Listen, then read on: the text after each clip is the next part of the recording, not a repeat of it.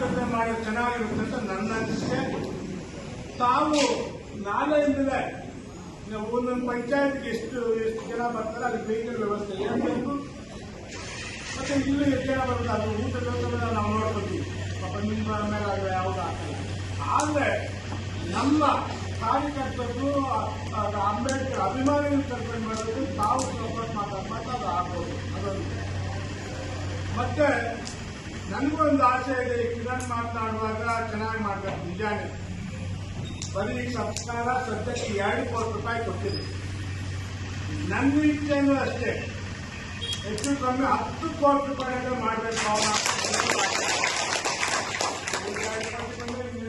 ಹೇಗಾದ್ರೂ ಬಂದು ನಾನು ಯಾರು ಏನೋ ನನ್ನ MLA grant, CM special grant ಯಾವುದೋ ತಂದು ಸದ್ಯಕ್ಕೆ 2 ಕೋಟಿ ಇಟ್ಟು ಗ್ರೌಂಡ್ ಫ್ಲೋರ್ಗೆ ಪಾಯ ಮುಗಿದ್ರಲ್ಲಿ ಉಳಿದ ಹಣ ತರಿಸ್ತೀವಿ.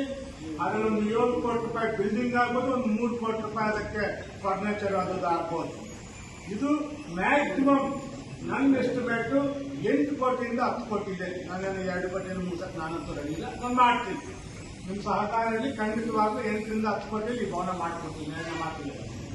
ಹಾಗೆ ಬೇರೆ ಯಾವುದೇ ವಿಚಾರ ಇರ್ಬೋದು,